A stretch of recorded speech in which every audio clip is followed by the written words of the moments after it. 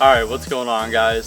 So in this video I finally had a target buck show up, so I'm super excited. This deer showed up in October, was kind of nocturnal the entire time, and then was daylight a whole bunch in certain spots of this place in November and late season. So I went back, I did my homework on this deer. I know what my best chances are, and we're basically going to talk about how I'm going to hunt this deer and strategize to hunt this deer specifically, since he's the only target buck that I've had show up, even though there is another one that is on my radar.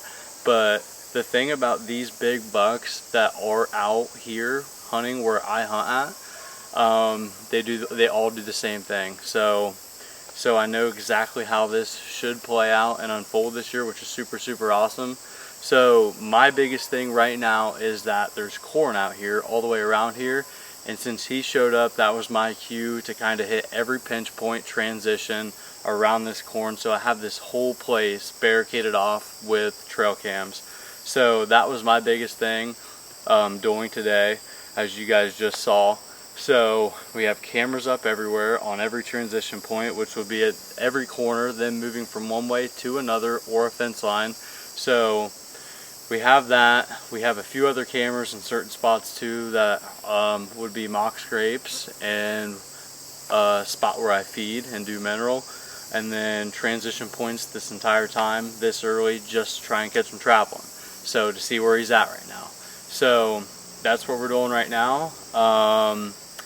Next time we are out here, we will really dive into strategizing for this deer, but I got to get out of here because I had an incident where I cut my hand and I probably got to go get this checked out. So stay tuned.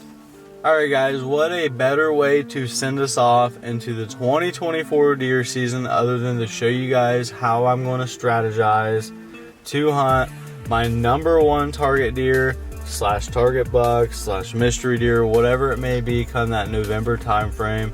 But I do have a #1 target deer in mind, but this spot will set up great for every buck that shows up on this property. So I'm going to show you how these deer travel first. So in the mornings, these deer typically go back to the west, and then in the evenings they typically come from the east.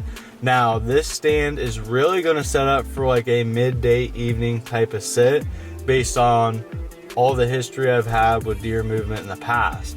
So this stand location is going to set up perfect for an evening sit when the deer come from the east, and then they always stop and have to make a decision when they come through this funnel.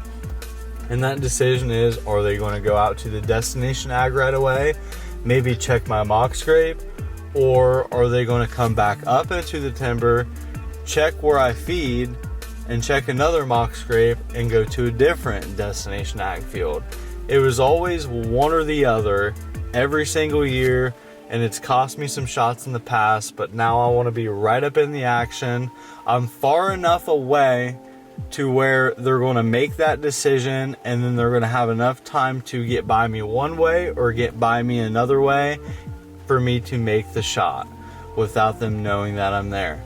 So I hope I just was speaking this entire thing into existence. So we'll find out come November. So stay tuned for what's next, and thank you guys for watching.